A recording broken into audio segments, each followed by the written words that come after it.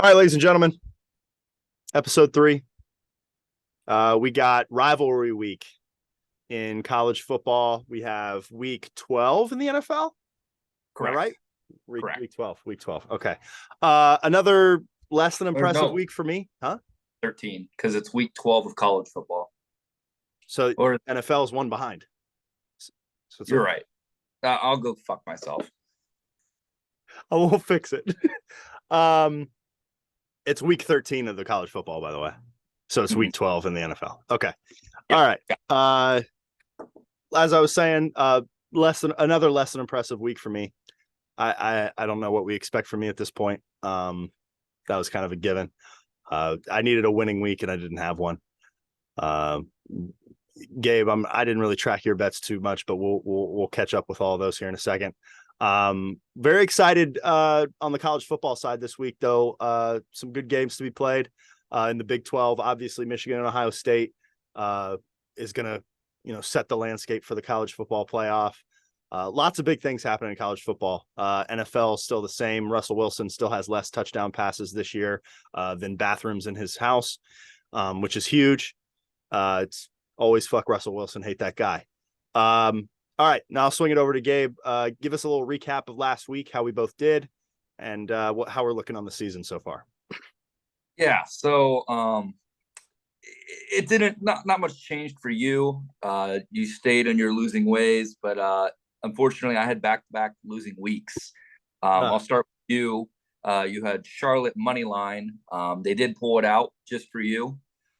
Felt great, I'm sure. Got that started out strong with a W, and then followed with 2 L's. You had the over in the TCU at Baylor game, missed by half a point. Half a point. Hey, you were lucky to lose by that much. They were lucky to get that field goal off. A nuts game. TCU remains undefeated. It's big. Yeah, it is massive. And then you had Florida to cover 14 flat at Vandy, and then they lost. They lost to Vanderbilt. Yeah. So. And now this week they're coming out saying that they're going to be ranked Florida State. Yeah, good luck. You lost to Vandy. I have no faith in Florida. Because of that bet last week, I have no SEC bets this week. Even though there were a lot of easy locks out there to talk about, I don't even want to put any of them on my resume. So, how'd you do on the NFL side last week? Well, hold on, I wasn't done there. Now you're 3-11-1. Is that correct? I am 3-11-1. Correct. Oh, let's not forget my bonus pick last week. USF to cover against Tulsa. That definitely happened. They only lost by, I think it was 3 or 4 points, which is huge. I wore the Matt Grothy jersey. I was proud of it. You know, I stuck with it, and I should have made that one of my real bets. Yeah. And I made it a bonus. And as we know, bonus bets do not count towards your record. So, no, it's for pride. I mean, pride always feels good. Yeah. No doubt. But yeah, I also had a pretty subpar week. I went 1 for 2 on my 3 locks last week. I am now 9-6 on the season. Still above 500, but not great. I started out with a W. I had the Bears Falcons over, which cashed by just like a few points. I believe. I think it hit by like 3 or 4 points. Anything counts. Yeah, I mean, we take it. And then proceeded to get fucked by the Giants of New York. Fuck you, Giants. Fuck you, Daniel Jones. Hey, how about the Lions, though? 3-game winning streak, dude. For the first time, I think they said in 5 seasons. Yeah. Lions on a 3-game winning streak. I division rival, I get it, but I love to see it. I'm sorry. They deserve it. They deserve it up there in Detroit. They're real dogs, no doubt. They got that mentality of underdogs for sure. I say they do a really good job of embodying that. Yeah. But just I started to get faith in Daniel Jones, Danny Dimes there, and then it just goes back to being good old Danny Dimes. That's the guy I know. And he showed up Sunday. And then this is my underdog pick of the week, which actually went terrible. I don't think it could have gone any worse. I had the Vikings money line over the Cowboys, and that I don't think that was any worse beating than it could have been. You got to stop betting a game where the Cowboys are involved. because you just can't win. Oh yeah, I am screwed because I had the Cowboys beating the Packers 2 weeks Money line ago. over the Packers. Yeah. Yeah, and then the fucking Packers decided to show up once for the first time all freaking year. Yeah. Can't Crazy. can't, can't catch a win, man. All right. Well, with that Yeah. being said, that was the recap for last week. We're going to go ahead and dive into this week, week 13 in college football, week 12 in the NFL. Rivalry week in college football. I've said it about 9 times now. My favorite week of the year by far. Obviously, as Michigan and Ohio State fans, us two, we hate each other. I hate you right now, which is okay. It's expected. It happens, obviously that's a huge game. I do not bet on my teams. That's a kind of proud thing that I stick with. I don't think it puts good juju out there. One, because let's face it, I'm 3-11 on the season, and I'm better off betting against my team and hoping that my bad juju spins around. But yeah, big week this week in college football. A lot to pick from. As I said, I stayed away from the SEC entirely. Stemming with my anger with Florida. But up first, I got a Friday game because we're full slate on Friday. Full slate on Friday, Black Friday, which is exciting. That's why this time of year is great. I have Baylor to cover 8.5 against Texas. Baylor, they play it close with TCU last week. TCU being the best team in the Big 12 right now, record wise, and you come in and they're that big of an underdog to a Texas team that has tremendous upside and probably the best running back in the country. But the way Baylor played last week, I don't know. I was so close tasting that win with involving Baylor last week that I kind of came back to them. TCU absolutely, pretty much embarrassed Texas a couple weeks ago. And then Baylor plays them pretty close. So I like the 8.5 there. Taking the dogs there 8.5. That's minus 112. Odds wise. At Texas. Okay. That's risky. A road dog. Road dogs. There's something about road dogs, I tell you. Road dogs in football and road dogs, roller dogs at Speedway. There's something about them. They just go different. They're different. Moving on, I have a group of 5 matchup, Utah State and Boise State. Utah State is favored by 16 points. I saw a stat not too long ago that 60% over the past 5 to 10 years, 60% of the games that the spread is bigger than 14, the under hits in 60% of those games. So I'm going to roll the dice on that stat line there. I'm going to take the Utah State and Boise State under 52.5. I'm going to roll it on that one. I heard that stat. I'm like, let's find out. And what better way to do it than in the final season or final week of the regular season in college football, final regular season locks. Why not throw it in there? That's minus 109. I like that stat line. That's why I'm running with it. Don't really know much about Boise or Utah State.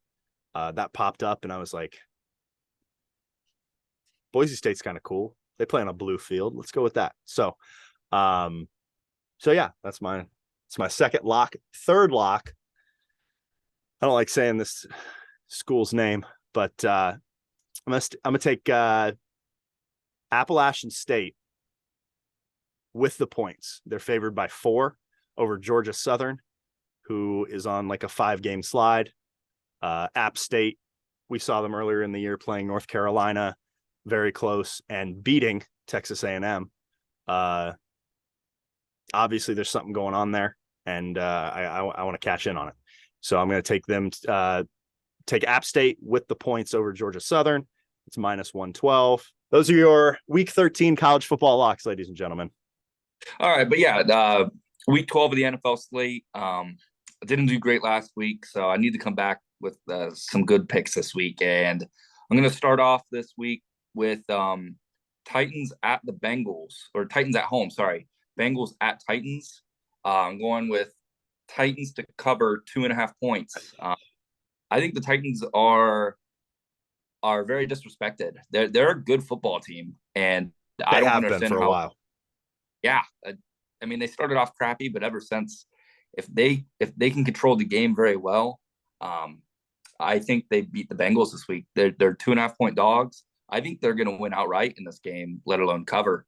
Um, they just need to run out the clock and run the crap out of the ball against the Bengals, and Which is what they do. King Henry.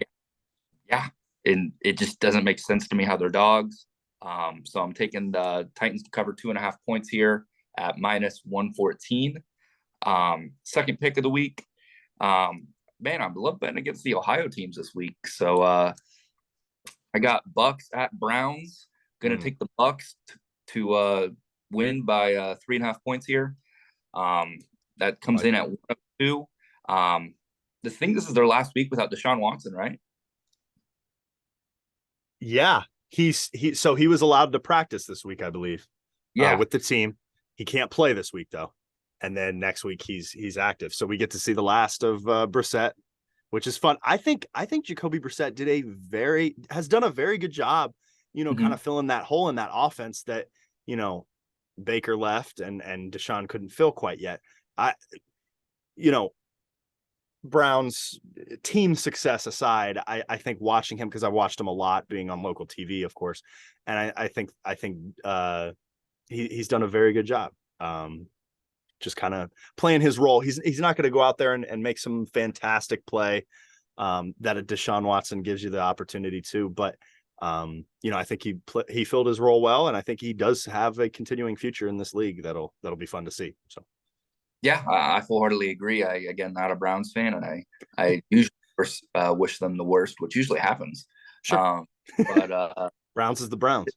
yeah, of course. But no, I think he's done more than you could ask of him to do. Right. My record doesn't show it, but I think he's not, minus a few interceptions here and there. But I mean, again, it's probably better than whatever else they could have out there. Mm-hmm. But yeah, I think the Bucks are getting hot, and I think they're going to start making a playoff push here. Because I think they're just outside right now. They're winning their division, so I guess they're in it. But if they don't win their division, they're just on the outside. Right. But yeah, I like them to win this game by at least 4 points. Okay. Probably a lot more because the Browns stink. It's a good lock. I like that lock. Yeah, I do too. And then we're going to a Thanksgiving game here. Here we go. I also like that same stat you were talking about. I saw that recently as well, but for the NFL, anytime there's a spread of 9.5 or more, bet the under. It's 65% or something like that in NFL games. And the Bills are currently, I think, 10-point favorites over at the Lions. And the Lions played, you just mentioned, are on that 3-game winning streak. Yeah. The under over, is my opinion, is really high. 54.5. It's because Josh Allen's on the field. That's why. They haven't looked great the last few weeks. No, they barely scraped by against Cleveland this past week. Obviously, losing the heartbreaker in Minnesota the week before. So I don't know. I think it's kind of get going or take a step back time for Buffalo. Obviously still one of the best teams in the league, but they've been expected to be, Super Bowl contender, dominating force in the NFL the last couple of years. And we really haven't seen it, whether it be injuries, underperformance, what have you. But I think this week we kind of start to see that. As much as I do want to see the Lions winning streak continue, I think we see the end of that this week. So, yeah, I agree as well. I think the Bills need, like, they get those as attention for being such a Super Bowl favorite, but they need to start playing. Yes. And I think the Bills will win this game, but I think the Lions are going to come out and kind of surprise them in the first half. I mean, the Browns had a lead when they played this past weekend for like almost the entire first half. Right. And then the Bills finally decided to show up, but the Lions play really well at home, and I think they're going to come out and punch them in the mouth and then find a way to win. But I think it's going to be a close, low-scoring game. Very good. All right. Those are the locks. As we mentioned, big week in football coming up. It's always a big week in football when football is on. I mean, how can you not love football season? How? How can you not be romantic about this sport at the end of the day? Real quick, can we get a prediction for Saturday? I mean, you can think about this a lot of different ways. I considered having us talk about the playoff picture and possible scenarios, but we could be on here for an hour and a half, 2 hours discussing Easily. all of that. And Yeah. this is usually a 20 to 30 minute show. So we had to cut that from the discussion. But I think you learn a lot this week. I think, you need a couple Pac-12 teams to lose, and you need LSU to lose for there to be a possibility of Michigan, Ohio State both making the playoff, which I think is what a lot of America wants to see. Yeah. Um, Badly. you need all those other variables to happen, but I don't think any of it matters if Michigan doesn't win. They've made it very clear that, they hate our non-conference schedule, which, I mean, what can you do? But it's a win or we're sitting at the Rose Bowl unhappy like you guys were last year. So I think I think it's going to be dependent on the trenches like it was last year. I think if we can't dominate the line of scrimmage and consistently get productive yards down after down, play after play, on the offensive side of the ball, I don't think anything matters. With the way that, Ohio State can run and gun and will pretty much make our secondary look like Swiss cheese. But yeah, I think that's where it's going to lie. I foresee either a big Michigan win like last year, or I think it's a close loss. We can come back and look at this episode next week, if we lose big. But the way our interior line on both sides of the ball are playing, I think we keep it close enough. So That's actually crazy because my thoughts are kind of the opposite. I think Ohio State wins small or Ohio State wins big. I don't think they're losing. If Blake Corum plays, he's not been healthy. And I saw a stat. Blake Corum has 19 touchdowns. No other Michigan football player has more than 6. Sounds accurate. Yeah. I'm apprehensive to get excited every year as I am, but at the same time, it's this is the first meeting since 06 that we're both undefeated. So it's shaping up to be a great game either way. Love college football way too much to not enjoy watching that game either way. So I think with that being said, I think we've covered about everything we intended to. Check back next week to see how we did this week. I mean, this is just bad gambling advice, especially from me, but we're glad you keep coming back, whoever you are. I'm Tim Triplett. For Gabe Acosta, this has been Shameful Locks. We'll see you next week. Go Bucks. No. Yes.